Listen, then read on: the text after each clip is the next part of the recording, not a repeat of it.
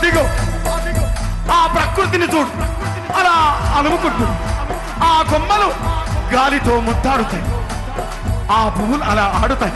అదిగో ఆ పావురాల జంట నేనెప్పుడు విడిపోనట్టుంది.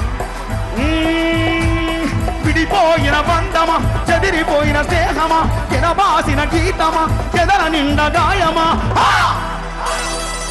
పువ్వులు పుప్పొడిలా పువ్వులు పుప్పొడిలా పవిత్ర బంధమా,